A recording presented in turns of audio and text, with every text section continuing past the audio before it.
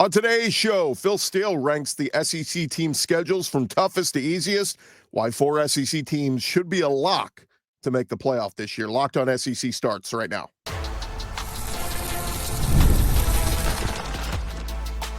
You are Locked On SEC, your daily podcast on the Southeastern Conference. Part of the Locked On Podcast Network, your team every day. Hey, what's up, everybody? Welcome into Locked On SEC. It's great to have you guys along. I'm Gordy. Thanks for making Locked On SEC your first listen every day. Shout out to our everydayers. We're free and available wherever you get your podcasts and on YouTube. Part of the Locked On Podcast Network covering your team every day. And today's episode is brought to you by Monarch Money. Take control of your finances with Monarch Money. Use our code LOCKEDONCollege at monarchmoney.com for 50% off your first year. All right, let's dive into it. As our buddy Phil Steele, he has ranked the SEC schedules from toughest to easiest. So this got me thinking, like, who's got the easiest path to a playoff and who has the tougher path? And this is where we really start to get into it, breaking it down. And look, we don't know, it's kind of, we do this every year. We did this a year ago at this time. And it's funny, you can look at a schedule and go, that's an easy schedule, that's a tough schedule, but we really don't know until we see those teams in action, right? I mean, like this time a year ago, you were looking at Vandy going, oh, that's an easy W. I'm sure every Alabama fan did it. You went, yeah, going to Nashville, beating Vanderbilt, dub, and it was a loss. So there's games like that where you look at, you don't know it at the time, but it's going to be a tough game, and vice versa. On the flip side, I'm sure last year, some people were looking at Auburn going, oh, that's going to be a tough one.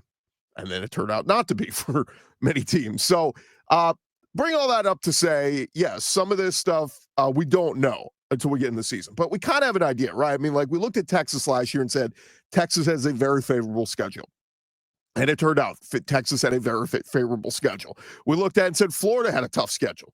Now, Florida got better down the stretch of last season and won some of those tough games that we all thought they were going to lose. So anyway, let's dive into it as we take a look at Phil Steele, his ranking the 16 schedules around the SEC, all of them rating in the top 50 nationally, with a dozen in the top 30, 6 in the top 10, and 3 in the top 5. So take a look at number 1 on his list is the Mississippi State Bulldogs.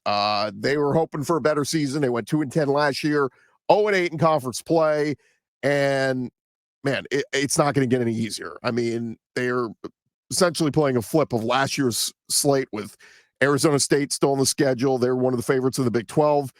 They come to Starkville along with Tennessee, Texas, Georgia, and Ole Miss, and they'll have to travel to A&M, Florida, Arkansas, and Mizzou. And all their opponents have had a winning percentage last season of .648. That was third highest among all schedules in the sport. So, look, all I'm hoping for Jeff Lebby and Mississippi State, I like Blake Shapen. We had him on the show earlier this week.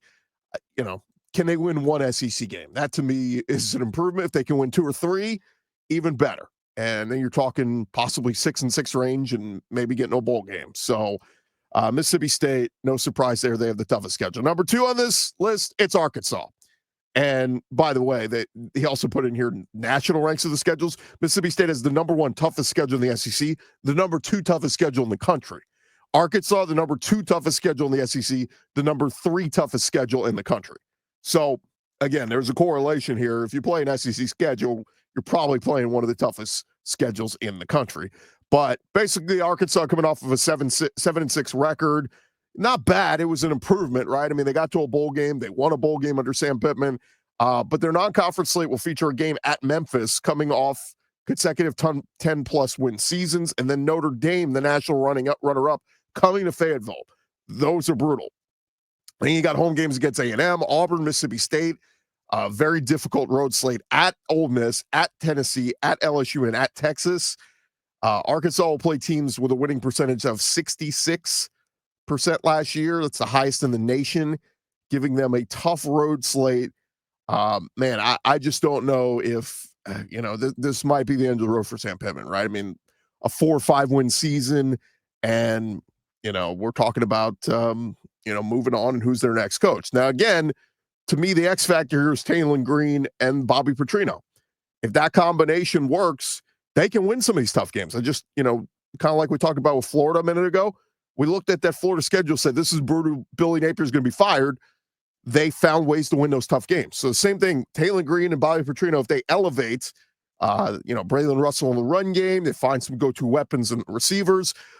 Arkansas can maybe win some of those tougher games. So, but it just always feels like, man, they're always right here as one of the, having one of the toughest schedules in the SEC in the country. So, no break for Arkansas. All right, coming in at number 3, the third toughest schedule in the SEC. Number 4 toughest in the country.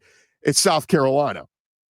And this is a team that a lot of people are very high on, obviously, with how Lenore Sellers played last year and, winning a bunch of games down the stretch, beating Clemson.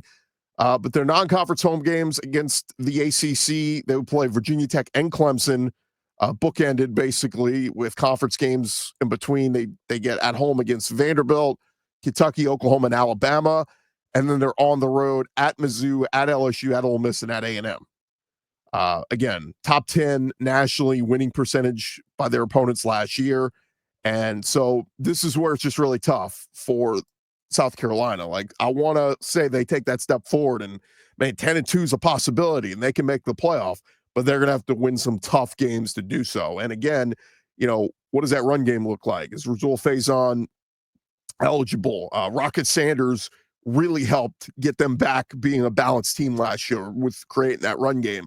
I thought they played so well in the trenches, offensive and defensive line. Can they do that again? We know how good Dylan Stewart is, but Kyle Kennard's gone. Who emerges on the other side of that line? So there's a lot of questions with South Carolina, but just based off them having one of the toughest schedules, that's the reason why you hesitate to say this is a playoff team this year. It is a tough, tough road. All right, number 4 on this list, the 4th toughest SEC schedule, and this is tough. It's LSU, the number 6 toughest national schedule, and the number 4 toughest in the SEC, according to Phil Steele. And a big reason why they opened the season at Clemson and Death Valley. I mean, we know Brian Kelly has struggled to win that season opener since he's been at LSU. I don't know why in the hell you schedule this game. Again, like, stop doing it. It's like, why the old thing, why are you hitting yourself? Why are you hitting yourself? If you're LSU, why do you keep doing this to yourself? Get these games off your schedule and schedule a Wake Forest or a Samford or something like that week 1. Get your easy W. But after the road trip to Clemson, they get home games against Florida, South Carolina, A&M, and Arkansas, and then road games at Ole Miss, at Vandy, at Alabama, and at Oklahoma. A lot of those games are tough, man. And so for Brian Kelly and LSU, 10-2 is the floor. You signed the number 1 transfer portal class. You've got another great top 10 recruiting class. You got Garrett Nussmeier back, one of the best returning quarterbacks in the country. It's go time for Brian Kelly. You've got to make the playoff. It's playoff or bust for LSU. And unfortunately, I think just looking at this, I don't think we realize how tough this road is going to be for LSU to get there. So, again, to me, the committee, people keep talking about, oh, well, maybe they'll get a pass. Close loss to Clemson. Well, that might be a good team. To me, it doesn't matter. I don't think the committee at the end of the year is going to go, well, LSU's got 3 losses, but one of those was the tough one at Clemson. I think they're just going to look and say 3 losses, you're out. I think 10-2 is the bar from what we saw in the first year of the 12-team playoff. 10-2 is kind of the bar to get in. So coming at the 5th toughest schedule on this list, it's the Oklahoma Sooners. 5th toughest schedule in the SEC, number 7 nationally. They get Michigan, a brand opponent, national title winner 2 years ago. That is the biggest name in the non-conference. They've come to Norman, so that's good for OU. But then they'll play Auburn, Ole Miss, Missouri, and LSU at home, South Carolina, Tennessee, and Alabama on the road. And, of course, they get Texas in the Cotton Bowl on a neutral field. But that's a schedule with opponents who combined for a top 10 win percentage from last year at 61%. And Phil Steele thinks they'll overcome that in year 2. And with his projections, had them headed towards the top of the SEC, has them listed as his number 1 surprise team and number 3 for most improved. So we'll see on Oklahoma. Again, that's a tough schedule to hoe, but if John Mateer and Ben Arbuckle are really good and they can revive that offense, we feel good about Brett Venables. Always has a good defense. So we'll see on Oklahoma, but that is a tough road to hoe. All right. Let's pick it up here a little bit. Kentucky coming in at number 6, the number 9 toughest schedule in the country. They went 4-8 last year. They get Toledo in their opener, but Louisville will come in the finale, and they will host Ole Miss, Texas, Tennessee, and Florida while going to South Carolina, Georgia, Auburn, and Vanderbilt. Again, another high winning percentage versus or for those opponents last year. This feels like it very could be Mark Stoops' last season in Lexington if things do not go well. I think at minimum they got to go 6-6 and get to a bowl game, but that is a tough schedule for Kentucky, and sixth toughest in the SEC. How about seventh toughest in the SEC? It is the Florida Gators, number 12th toughest in the country, and their non-conference slate includes games against South Florida, at Miami, and versus Florida State. And then they'll host Texas, host Mississippi State, host Georgia and Tennessee, and then go on the road to LSU, to A&M, to Kentucky, and to Ole Miss. 3 of those 4 are all really tough trap games. Again, Gators, you got the vote of confidence for Billy Napier last year, but it is going to be a tough road to hoe, and that's with I like DJ Lagway. I think he's really good. I think the run game is going to be really good. I like their weapons at wide receiver. It's just a tough schedule for the Gators, and so 7th toughest in the conference. Again, maybe a little bit easier from where they were a year ago. Everybody had them as one of the toughest schedules in the country last year, so maybe a little bit of a break, but 7-5 or better, I think, is what Napier's got to go. I mean, 6-6, maybe he survives, but I think most folks in Gainesville want to see marked improvement. Coming in at number 8 on this list, it's the Texas A&M Aggies, 8th toughest schedule in the country, 8th toughest in the SEC, 14th toughest in the country. And Mike Elko went 8-5 last year, started off so strong, and then they fell apart down the stretch. But they got to make their return trip to South Bend to play Notre Dame, the national runner-up, on the road. And then they're going to host Auburn, Mississippi State, Florida, and South Carolina. And then on the road at Arkansas, at LSU, at Missouri, and then, of course, at Texas in the finale. The question is, can the Aggies be sitting there at 11-1 going into that finale at Texas? I don't think so. I think this is probably a 3-loss, 4-loss team for A&M. 3 losses would be an improvement. Again, I love the run game that they got, but that it's a tough schedule. So those are the toughest schedules in the first half of the conference. When we return, we will get to the back half, the easiest. Who's got the easiest path to perhaps winning the SEC or at least making the playoff? We'll touch on that coming up next year on Locked On SEC. Hey, but first, have you ever wished that managing your money felt easier? With Monarch Money, it can. Whether you're growing your savings or planning a big purchase, Monarch Money puts you in the driver's seat. It's like having your own personal CFO, giving you full visibility and control over your finances. And Monarch Money, they're more than just a budgeting app. They are a complete financial command center. You can track all your accounts, investments, and spending in one place. So in addition to managing your money, you could start building your wealth. You're going to start to notice you're spending money on frivolous things like food delivery services, those streaming subscription services, all taking a chunk out of your check. Go take control of your finances with Monarch Money. Use our code LOCKEDONCollege at monarchmoney.com. Get 50% off your first year. That's half off. monarchmoney.com. Code LOCKEDONCollege for half off your first year over there at Monarch Money. Go check them out today.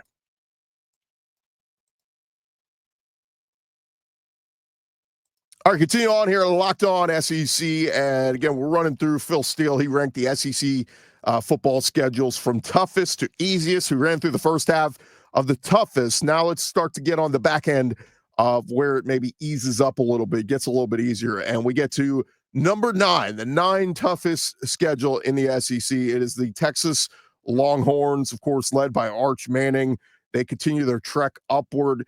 They go 13-3 last year, tied for the most wins in a season all time. Of course, you do that with the added rounds of playoff games, but made the SEC championship in year 1 in the league and a consecutive appearance in the college football playoff, making it to the semis in the second straight year. They did so against a top 40 schedule last year. We talked about it was an easier schedule from a standpoint of the SEC foes that they faced. Oklahoma seemed to get the toughest draw. Texas did get Georgia, they did get Florida, they did get some decent ones in there, but Longhorns are going to open the season at Ohio State. I don't know if there's a tougher game other than LSU at Clemson, Texas at Ohio State, defending national champions in a rematch of their Cotton Bowl semifinal game. But after that, the Longhorns, they will host Vandy, Arkansas, of course, A&M at the end of the year. They travel to Florida, to Kentucky, to Mississippi State, and to Georgia. And, of course, they get OU in the Red River rivalry game. Of all those games, like, what's the toughest? At Ohio State's tough. At Georgia is tough. But I think all the other ones are navigatable. Again, A&M will be tough, rivalry game, but you get them at home. And then, of course, Oklahoma's always, it's always a crapshoot, always a tough game there in Dallas. But, again, road games at Florida, at Kentucky, at Mississippi State. What's Florida look like when Texas gets there? Is DJ Lagway healthy? There's a lot of questions there. But, again, it feels like it's a step up. It's a little bit tougher schedule for Texas this year than it was last year, just because you're going into some tougher road environments this year, like the Swamp and like having to go to Athens. Coming in at number 10 on this list, and this is for Hugh Freeze. You got to start to get this train going, my friend.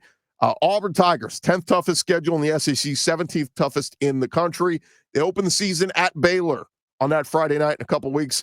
Got to win that one in Waco. You win that one, you get Georgia, Missouri, Kentucky, and Alabama all in on the plains, and then road trips at Oklahoma, at A&M, at Arkansas, and at Vandy.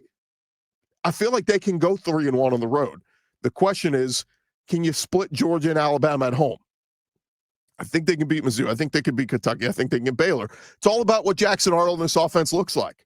And if Cam Coleman and some of these second-year wide receivers take a step forward, along with Eric Singleton coming in from Georgia Tech, I think Hugh Freeze can start to surprise some people. And maybe it's an 8-4, 9-3 type season for Auburn. They need to have that kind of year to get some confidence in Hugh Freeze there on the plains. Number 11 toughest schedule in the SEC. It's the Alabama Crimson Tide, number 21 nationally. This is good for Kalen DeBoer. I mean, went 9-4 last year, a little bit underwhelming in the first year since Nick Saban left. But this year, the schedule gets a tad easier. Like we said, non-conference games, you open at Florida State. They have been, were a dumpster fire last year.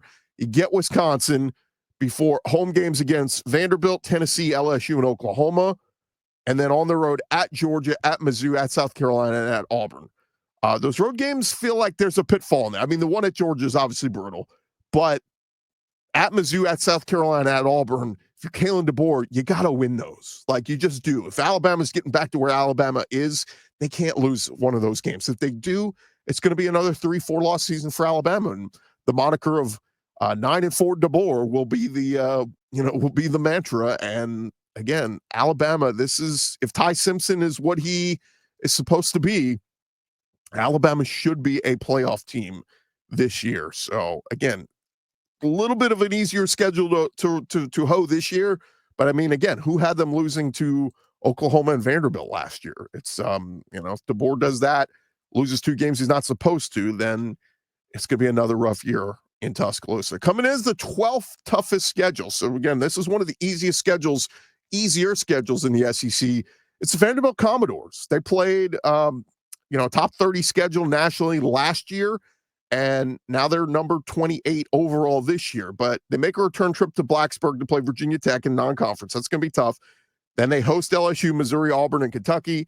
And then you go to South Carolina, Alabama, Texas, and Tennessee. But you get Diego Pavia back. You got Eli Stowers back, one of the best tight ends in the country. I feel like this is, everybody's picking Vanderbilt to take a step back. 3.5, 4 win season in Vegas books. I think they're a 6-win team again. I think they'll pull off an upset or two. I think Vandy goes 6-6 and makes a bowl game again. Clark Lee, don't let me down. Coming at number 13 on this list, it's the Georgia Bulldogs, the 44th toughest schedule in the country, and a big reason why they're non-conference. They originally had a non-conference game against Oklahoma scheduled that they had to drop when Oklahoma was coming to the SEC, and they replaced them with Marshall. They couldn't find anybody else to put in that spot. So the non-conference is super easy. No marquee non-conference games. Of course, they get Georgia Tech and Atlanta in the finale, but they will get home games against Bama, Kentucky, Ole Miss, and Texas, and road games at Tennessee, Auburn, Mississippi State, and the neutral site game against Florida. I feel like your 2 toughest games are Bama and Texas, and you get them at home. At Tennessee, again, what does Joey Aguilar look like? That's going to be the big question, but I feel like the Dogs 10-2 minimum. You're a playoff team. Kirby Smart, you absolutely are locked to be a playoff. So, I threw out there earlier, are there 4 teams that are locks to make the playoffs this year? To me, Georgia's absolutely one of them. I'll tell you the others are in just a second. Coming in number 14, toughest schedule, meaning the third easiest? It's Tennessee. They played the easiest schedule in the SEC last season. It was ranked number 64 overall. They went 10-2, made the playoff, and then, got obliterated on the road at Ohio State. But the slate this year, They take a step up nationally, but it is against one of the easier ones in the non-con against Syracuse before they get games against Georgia, Arkansas, Oklahoma, and Vandy on Rocky Top, and then road games at Mississippi State, at Alabama, at Kentucky, and at Florida.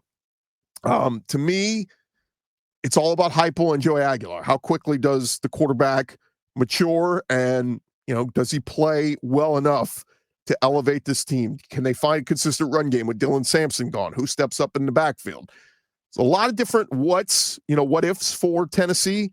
But again, the schedule is navigatable, I feel like. And again, there's a big difference between a 10-2 and 9-3 season. 9-3 is a step back. You feel okay, but there's no playoff. I mean, you're talking about an Outback Bowl or something like that. That's not real sexy. But again, I think you would take that over a monster step back and a 6-6, 7-5 type season.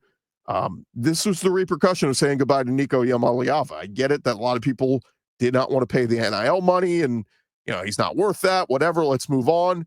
But you're stuck between a rock and a hard place. The good news is Josh Heupel's track record of working with quarterbacks. He's got a great one working with quarterbacks and getting the best out of them. So let's see if he gets the best out of Joey Aguilar. Second easiest schedule in the SEC this year, it's the Ole Miss Rebels. 48th toughest schedule in the country. Number 15, the SEC. And, of course, they went 10 wins again last year. Third finish of 10-plus wins in 4 years. Last season, they had the number 54 toughest schedule. And this year, they'll play host to Tulane and Washington State and Oxford and non-con. They'll get home games against Arkansas, LSU, South Carolina, and Florida. Road games at Kentucky, at Georgia, at Oklahoma, and at Mississippi State. To me, the toughest games are on the road at Georgia and then home against LSU. Those are their two toughest games, in my opinion. I think they can find a way to win at Oklahoma. I think they can find a way to win at home against Arkansas, South Carolina, and Florida. So to me, that puts Ole Miss at 10-2. I hate to do this with a new quarterback. They missed the playoff with Jackson Dart. I think Ole Miss makes the playoff at 10-2 with Austin Simmons at the helm. Give me Ole Miss as the second team to be a lock to make the playoff this year. And then rounding it out, coming in with the 16th toughest schedule, meaning the easiest schedule in the SEC, 50th nationally, it is the Missouri Tigers. And again, this is according to Phil Steele. The Tigers will host non-conference games against Kansas and ULL before conference matchups at home against South Carolina, Alabama, A&M, and Mississippi State, and then road games at Auburn, Vandy, Oklahoma, and Arkansas. Their slate of opponents combined for a win percentage of just 500 a year ago. Steele is not high on Mizzou. He has them outside the top 10. But to me, Eli Drinkwitz, a lot of this is on Bo Pribula and how quickly, he assimilates into that offense. I love Ahmad Hardy, probably the most underrated name we're not talking about, who came in through the transfer portal, should be one of the best running backs in the SEC this year when healthy. And Eli Drinkwitz, look at his track record since he's been at Missouri. They've had tremendous outpouring of running backs. Cody Schrader. I mean, the list goes on and on and on. Last year was a little bit of a two-headed attack with Marcus Carroll and company, but I think Missouri is a team that can certainly make some noise because the schedule is easy. It's all about Bo Pribula, and it's all about that run game. And then the defense, who emerges as, their top corners? Do they get some good pass rush?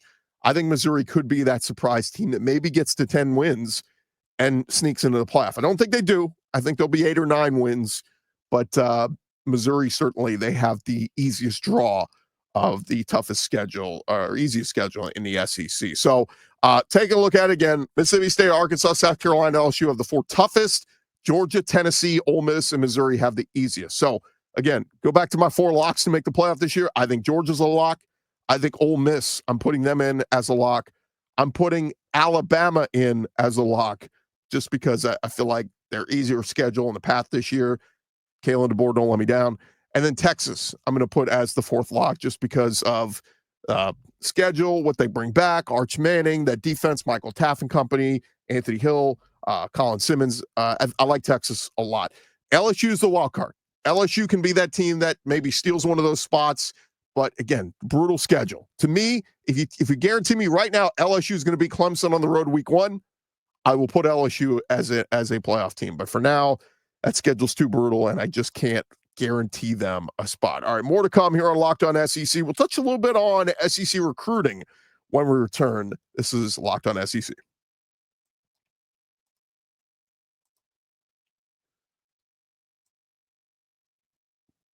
All right, run along here, Locked On SEC. Just a couple minutes here. There are some SEC schools that are red hot on the recruiting trail right now. You got schools like Georgia and Texas A&M and Alabama racking up the recruits. Let's take a look at the recruiting rankings as they stand right now. This is according to the 24/7 Sports Composite. Again, this is as of Wednesday, so some of this stuff can change as the week goes along. But Georgia sitting there with the number 2 best class, A&M at number 4, Alabama number 7, Tennessee 12, Texas 13, LSU 14. Florida 16.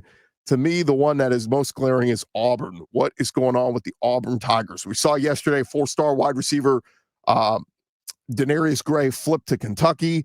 Just in the past week, we saw 4-star wide receiver Devin Carter flip to Florida State. 4-star linebacker Shadarius Tootle flip to Georgia. I mean, last year we saw guys flipping to Auburn, guys like Cam Coleman and Perry Thompson. So what is going on with Hugh Freeze?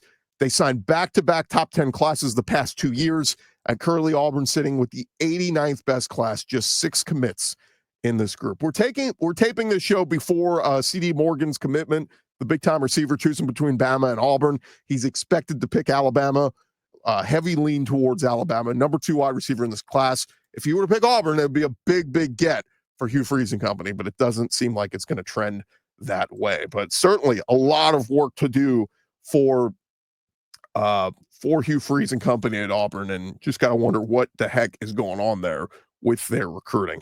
All right, that is going to do it for this edition of Locked On SEC. Remember to subscribe and check us out each and every day. Shout out to our everydayers. Keep coming back and checking us out each and every day. And hey, for your second listen, you can check out the Portal Show. Brian Smith, keep you up to date on all the latest with recruiting and transfer portal guys and all the rest. That's the Portal, wherever you find your podcast. I'm Chris Gordy. This has been Locked On SEC. Have a great day, everybody.